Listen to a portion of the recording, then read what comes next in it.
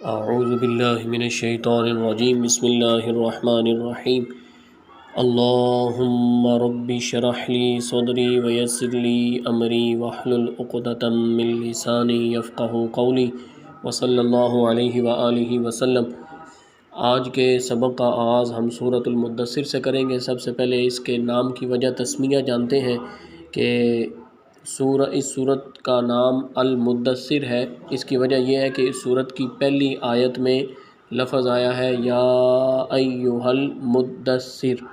اور اس سورت کو نبی پاک صلی اللہ علیہ وسلم کے اس وصف کے ساتھ، خوبی کے ساتھ ذکر کیا گیا ہے جس وصف کے ساتھ اللہ تعالیٰ نے آپ کو موصوف کیا تھا۔ اور یہ عربی زبان میں کہتے ہیں کہ جو شخص سردی دور کرنے کے لیے یا سونے کے لیے اپنے اوپر چادر لپیٹتا ہے اس کو المدثر کہا جاتا ہے۔ اور اس کے شان نزول کے بارے میں احادیث مبارکہ صحیح بخاری کے اندر کچھ اس طرح موجود ہے کہ یحییٰ بن ابی کثیر فرماتے ہیں کہ میں نے ابو سلمہ بن عبد الرحمن سے سوال کیا کہ سب سے پہلے قرآن مجید کی کون سی صورت نازل ہوئی ہے، تو انہوں نے جواب میں فرمایا کہ یہ سورہ مدثر نازل ہوئی ہے۔ اور میں نے کہا کہ لوگ کہتے ہیں کہ سورہ علق نازل ہوئی ہے، تو اس پر ابو سلمہ نے آگے سے یہ حدیث پاک سنائی کہ جابر بن عبداللہ رضی اللہ عنہما سے اس سے متعلق سوال کیا گیا جس طرح تم نے مجھ سے کیا ہے، میں بھی ان سے اسی طرح کہا تھا۔ تو حضرت جابر رضی اللہ عنہ نے فرمایا تھا میں تم کو وہ حدیث نہ سناؤں جو رسول اللہ صلی اللہ علیہ وسلم نے ہم کو سنائی ہے۔ آپ نے فرمایا میں حرا میں بیٹھا ہوا تھا، غار حرا میں، جب میں اپنی نشست مکمل کر لی تو میں پہاڑ سے نیچے اترا، مجھے ندا کی گئی، میں اپنے دائیں جانب دیکھا تو مجھے کچھ نظر نہ آیا، پھر میں اپنے بائیں جانب دیکھا تو پھر بھی مجھے کچھ نظر نہ آیا، پھر میں نے اپنے آگے دیکھا تو مجھے کچھ دکھائی نہ دیا، پھر میں نے پیچھے دیکھا مجھے کچھ دکھائی نہ دیا، پھر میں نے اپنے سر کے اوپر دیکھا تو میں نے کوئی چیز دیکھی، پھر میں حضرت ختیجہ کے پاس آیا اور میں نے کہا مجھ پر کپڑا لپیٹو، مجھ پر ٹھنڈا پانی ڈالو، پھر گھر والوں نے مجھ پر چادر لپیٹ دی اور مجھ پر ٹھنڈا پانی ڈالا۔ اس وقت یہ آیات بینات نازل ہوئی یا ایھا المدثر قم فانذر وربک فکبر۔ یہ صحیح بخاری، صحیح مسلم، سنن ترمذی اور سنن کبریٰ میں حدیث پاک موجود ہے۔ اب ایک اور حدیث مشہور موجود ہے جس میں ہم یہ جانتے ہیں کہ سب سے پہلے جو آیات نازل ہوئی ہیں وہ سورہ علق کی آیات نازل ہوئی ہیں، اقرأ بسم ربک الذی۔ اب یہ بھی صحیح بخاری شریف میں حدیث پاک موجود ہے کہ پہلے اقرأ بسم ربک الذی سورہ علق کی آیات نازل ہوئی ہیں۔ اس کا اب کیا مطلب ہے؟ اس میں حافظ ابن حجر عسقلانی رحمۃ اللہ علیہ فرماتے ہیں فتح الباری میں کہ حضرت جابر سے جو روایت ہے اس سے مراد اولیت مخصوصہ ہے، یعنی پہلی وحی نازل ہونے کے بعد جب وحی کا آنا رک گیا تھا اس کے بعد جو سب سے پہلی وحی نازل ہوئی تو وہ سورہ مدثر کی تھی، اور جو اولیت مطلقہ ہے یعنی سب سے پہلے سارے قرآن میں سے جو سب سے پہلے آیات بینات نازل ہوئی ہیں وہ اولیت مطلقہ ہے، اور وہ حضرت عائشہ والی روایت ہے کہ سورہ علق کی پہلی آیات بینات سب سے پہلے نازل ہوئی ہیں۔ یعنی کہ خلاصہ یہ ہے کہ جو اولیت ہے یہ دو طرح کی ہوتی ہے، ایک اولیت اضافی اور ایک اولیت حقیقی۔ حضرت عائشہ والی جو حدیث مقدسہ ہے ام المومنین سلام اللہ علیہا، ان کی اولیت سے مراد اولیت حقیقی ہے، اور جو بعد میں حضرت جابر والی حدیث ہے اس سے اولیت سے مراد اولیت اضافی ہے، یعنی ایک دفعہ سلسلہ رک گیا تھا دوبارہ شروع ہوا اور وہی آنے کا، اور جو اولیت حقیقی ہے وہ بالکل جو سب سے شروع میں جو آیات نازل ہوئی اس کا معنی یہ ہے۔ امام طبرانی نے ایک حدیث پاک نقل کی ہے اس کے بارے میں کہ حضرت ابن عباس رضی اللہ تعالیٰ عنہ سے روایت کی ہے کہ ولید بن مغیرہ نے قریش کی دعوت کی، سب نے کھانا کھایا تو اس نے پوچھا کہ تم اس شخص کے متعلق کیا کہتے ہو؟ بعض نے کہا یہ جادوگر ہے، بعض نے کہا یہ جادوگر نہیں ہے، بعض نے کہا یہ کاہن ہے،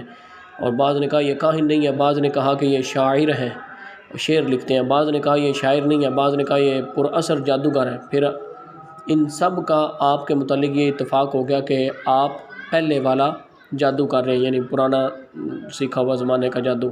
جب یہ خبر نبی پاک صلی اللہ علیہ وسلم تک پہنچی تو آپ چادر لپیٹے ہوئے سر جھکائے ہوئے باہر نکلے تو اللہ تعالیٰ نے یہ آیات بینات نازل فرمائی یا ایھا المدثر سے لے کر ولربک فاصبر تک۔ سورہ مدثر میں اللہ تعالیٰ نے نبی پاک صلی اللہ علیہ وسلم کو اس بات کا مکلف فرمایا کہ آپ لوگوں کو اللہ کے دین پر ایمان لانے کی دعوت دیں، ایمان نہ لانے والوں کو اللہ کے عذاب سے ڈرائیں، اور کفار جو تکلیفیں دے رہے ہیں ان پر صبر فرمائیں۔ قیامت کی ہولناکیوں کا ذکر اس صورت میں کیا گیا ہے، اور پھر ایک شخص جو دل سے مان چکا تھا واقعی قرآن مجید اللہ کا کلام ہے، صرف اپنی ضد اور تکبر کی وجہ سے نہیں مان رہا تھا، اور کہتا تھا کہ یہ جادو ہے، اس کو دوزخ کی وعید سنائی گئی تھی، اور وہ شخص ولید بن مغیرہ ہے۔ یہ سورہ مدثر میں اس کا ذکر موجود ہے۔ اللہ تعالیٰ نے ان کو زیادہ ڈرانے کے لیے دوزخ کے اوصاف گنوایا ہے اور ان کے محافظوں کی تعداد بتائی ہے اس صورت میں۔ چاند کی اور رات اور صبح کی قسم کھا کر، چاند کی، رات کی اور صبح کی قسم کھا کر اللہ نے بتایا کہ دوزخ کا عذاب سب سے بڑی مصیبت ہے۔ یہ بتایا کہ ہر شخص اپنے کیے ہوئے کاموں کا ذمہ دار ہے، مومنین کے لیے خوشخبری ہے، کافروں کے لیے عذاب ہے۔ تو انشاءاللہ ان موضوعات کا ہم مختصراً احادیث مبارکہ کی روشنی میں اور تفاسیر کی روشنی میں ذکر کریں گے۔ اس سورہ مبارکہ میں ہمارے نبی پاک صلی اللہ علیہ وسلم کو المدثر کہا گیا، اور اس کے بارے میں سارے مفسرین کا اتفاق ہے کہ اس سے یہ ہمارے نبی پاک صلی اللہ علیہ وسلم کا اسم گرامی ہے، یعنی چادر اوڑھنے والا۔ تفسیر کبیر کے اندر المدثر کی وضاحت کرتے ہوئے لکھا گیا ہے، یہ روایت آئی ہے کہ چند لوگوں نے رسول اللہ صلی اللہ علیہ وسلم کو اذیت دی۔ ان کے نام یہ ہیں ابو جہل، ابو لہب، ابو سفیان، الولید بن مغیرہ، النضر بن حارث، امیہ بن خلف، عاص بن وائل، یہ سارے جمع ہوئے۔ انہوں نے کہا اب حج کا موسم آ رہا ہے اور عرب کے مختلف علاقوں سے وفد آئیں گے اور ہم سے سیدنا محمد رسول اللہ صلی اللہ علیہ وسلم کے متعلق سوال کریں گے، تو ہم میں سے ہر شخص الگ الگ جواب دے گا۔ کوئی کہے گا وہ کاہن ہے، کوئی کہے گا وہ مجنون ہے، کوئی کہے گا شاعر ہے۔ بس ہمارے مختلف جواب سن کر عرب کہیں گے کہ ان کے مختلف جواب اس پر دلیل ہے کہ ان کے سارے جواب ہی غلط ہیں، بس آؤ ہم کسی ایک جواب پر متفق ہو جائیں۔ کسی نے کہا کہ اب انہوں نے مشورہ کیا کہ ہمیں کیا کہنا چاہیے، ایک بیانیہ، ایک نیریٹو بنانا چاہیے۔ کسی نے کہا کہ یہ شاعر ہیں۔ ولید نے اس پر اعتراض کیا کہ بڑے بڑے شعراء کا کلام سنا ہے، سیدنا محمد رسول اللہ صلی اللہ علیہ وسلم کا کلام ان میں سے کسی شاعر کے مشابہ نہیں ہے۔ اور لوگوں نے کہا پھر کہہ لو کہ یہ کاہن ہے۔ اس پر ولید نے اعتراض کیا کہ کاہن کی خبریں سچی بھی ہوتی ہیں اور جھوٹی بھی ہوتی ہیں، اور رسول اللہ صلی اللہ علیہ وسلم نے آج تک جو خبریں دی ہیں کوئی جھوٹی نہیں ہوئی ہے، ہر بات سچی ہوئی ہے، یہ کافر بھی مان رہے ہیں۔ پھر انہوں نے یوں کہا کہ تم یوں کہہ لو کہ یہ مجنون ہے، یعنی پاگل ہے، نعوذ باللہ۔ ولید نے اعتراض کیا کہ مجنون خلاف عقل اور بے ربط باتیں کرتا ہے، رسول اللہ صلی اللہ علیہ وسلم نے آج تک ایسا کلام کیا ہی نہیں ہے۔ پھر ولید اپنے گھر چلا گیا اور لوگوں نے کہا کہ ولید بن مغیرہ نے اپنا لگتا ہے مذہب بدل دیا، یہ مسلمان تو نہیں ہو گیا۔ پھر ابو جہل ولید کے پاس گیا اور کہا کہ اے ابو عبد شمس، کیا ہوا؟ یہ قریش تمہارے متعلق یہ کہہ رہے ہیں کہ تم نے اپنا مذہب بدل لیا۔ ولید نے کہا مجھے اپنا مذہب بدلنے کی ضرورت نہیں ہے، لیکن میں سیدنا محمد رسول اللہ صلی اللہ علیہ وسلم کے متعلق غور و فکر کر رہا ہوں۔ میں نے سوچا کہ وہ جادوگر ہیں، کیونکہ وہ جادوگر وہ ہوتا ہے جو باپ اور بیٹے میں، بھائی اور بھائی میں، بیوی اور شوہر میں تفرقہ ڈال دیتا ہے۔ بس یہ مشہور کر دو سیدنا محمد رسول اللہ صلی اللہ علیہ وسلم کے بارے میں کہ یہ بھائی کو بھائی سے جدا کر دیتے ہیں، باپ کو بیٹے سے جدا کر دیتے ہیں، کیونکہ اس کا پس منظر یہ تھا کہ ظاہری بات ہے بیٹا جب کلمہ پڑھ کے مسلمان ہو جاتا تھا تو باپ کا مذہب الگ ہوتا تھا، دونوں اپنی اپنی راہ پہ ہوتے تھے۔ تو اس نے کہا کہ یہ مشہور کر دو۔ پھر سب اس بات پر متفق ہو گئے کہ آپ کو جادوگر کہا جائے۔ پھر سب باہر نکلے اور مکہ کے مجمع میں چلا کر کہا کہ بے شک سیدنا محمد رسول اللہ صلی اللہ علیہ وآلہ وسلم جادوگر ہے۔ پھر لوگوں نے یہ شور مچ گیا سیدنا محمد رسول اللہ صلی اللہ علیہ وسلم جادوگر ہے۔ جب رسول اللہ صلی اللہ علیہ وآلہ وسلم نے یہ سنا تو آپ کو بہت تکلیف ہوئی، آپ غمزدہ ہو کر گھر آئے اور چادر اوڑھ کر لیٹ گئے۔ تب اللہ تعالیٰ نے یہ آیات بینات نازل فرمائی، یا ایھا المدثر قم فانذر، کہ اے چادر لپیٹنے والے اٹھئے، پس لوگوں کو اللہ کے عذاب سے ڈرائیے۔ اللہ کی بڑائی بیان کرنے کے بارے میں ایک روایت موجود ہے کہ آپ صلی اللہ علیہ وسلم کو اللہ تعالیٰ نے فرمایا کہ اللہ اکبر کہیے۔ جب یہ آیت نازل ہوئی تو نبی پاک صلی اللہ علیہ وسلم کھڑے ہو گئے، آپ نے اللہ اکبر کبیرہ کہا۔ پھر حضرت خدیجہ نے کہا اللہ اکبر اور خوش ہوئیں، انہوں نے یہ جان لیا کہ آپ پر وحی نازل ہو گئی ہے۔ قم فانذر کا کیا مطلب ہے کہ اس میں صرف اللہ کے عذاب سے ڈرانے کا حکم ہے کہ اٹھیے اور اللہ کے عذاب سے ڈرائیں، اور اجر و ثواب سنانے کی بشارت کا اس میں حکم نہیں ہے۔ اس کی وجہ یہ ہے کہ اللہ کے عذاب سے ڈر کر جو شخص شرک اور کفر کی بدعمالیوں کو چھوڑ دے گا وہ آخرت کے عذاب سے نجات پا جائے گا، اس لیے عذاب سے ڈرانے کا حکم آیا، اور بشارت کا حکم اسی کے اندر ہی متضمن ہے، یعنی ملا ہوا ہے، اس کے اندر ہی موجود ہے۔ زیادہ اہم چیز گناہوں کو چھوڑ دینا ہے اور یہ نیکی کی طرف رغبت ہے۔ وَرَبَّكَ فَكَبِّرْ کا کیا معنی ہے؟ یعنی اللہ تعالیٰ کی تعظیم کیجئے، تکبیر بیان کیجئے۔ اس کا معنی یہ ہے کہ اللہ تعالیٰ کے احکامات پر عمل کرنا۔ اب وَثِيَابَكَ فَطَهِّرْ فرمایا گیا، یعنی اپنے کپڑوں کو پاک رکھے۔ اس میں حضرت عبداللہ ابن عباس رضی اللہ تعالیٰ عنہ فرماتے ہیں کہ اپنے کپڑوں کو گناہوں سے، عہد شکنی سے گندا نہیں کرنا، یعنی اپنے لباس کو معصیت اور عہد شکنی کے ساتھ متصف نہ کرنے کے وصف پر برقرار اور دائم رہو، یعنی اپنے لباس کو پاک رکھو۔ ابن زید نے فرمایا کہ اپنے لباس کو پاک رکھنا یہ وثیابک فطہر کا معنی ہے۔ اور ایک اور اس کی تفسیر موجود ہے کہ ہمارے نبی پاک صلی اللہ علیہ وسلم چونکہ اللہ کا پیغام پہنچانے پر مامور تھے، اس لیے آپ کو اپنا لباس صاف اور پاک رکھنے کا حکم دیا گیا تاکہ لوگ آپ کی طرف تعظیم اور وقار سے دیکھیں۔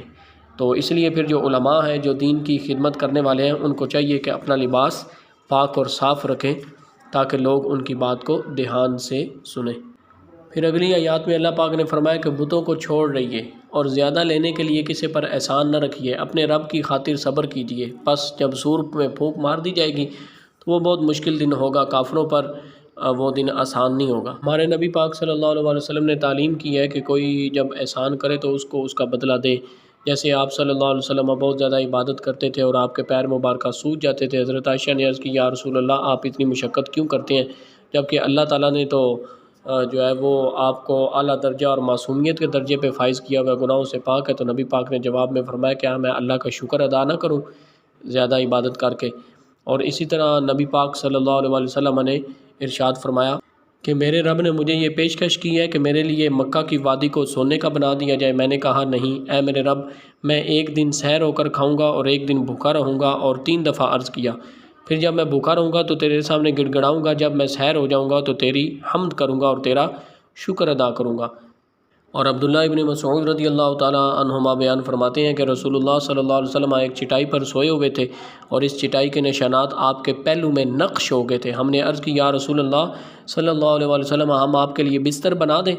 آپ نے فرمایا مجھے دنیا سے کیا لینا ہے، میں دنیا میں ایک سوار مسافر کی طرح ہوں جس نے ایک درخت کے سائے میں آرام کیا پھر اس کو چھوڑ دیا۔ اچھا، ان آیات میں جو یہ بات کی گئی ہے کہ بتوں کو آپ چھوڑ دیں، زیادہ لینے کے لیے کسی پر احسان نہ رکھیے، اپنے رب کے لیے صبر کریں، یہ ساری باتیں تو آپ سے کی جا رہی ہیں، لیکن در حقیقت آپ کے متبعین کو درس دیا جا رہا ہے، فرما برداروں کو درس دیا جا رہا ہے کہ بتوں کی پوجا نہیں کرنی۔ نبی پاک تو پہلے ہی بتوں کی پوجا نہیں کرتے، کسی کا احسان نہیں رکھتے، وہ تو معصوم ہے اور گناہوں سے پاک ہے، اور کسی کو نصیحت تب کی جاتی ہے جب خطرہ ہو کہ یہ بندہ گناہ کرے گا۔ نبی پاک کے بارے میں تو یہ خطرہ بھی نہیں ہے کہ یہ گناہ کریں گے، یہ تو بالکل معصوم ہے اور ان کا ہر ایک عمل خدا تعالیٰ کی اطاعت اور فرما برداری میں ہوتا ہے انبیاء کا۔ تو نبی پاک کو یہ در حقیقت فرمایا جا رہا ہے ظاہری طور پر،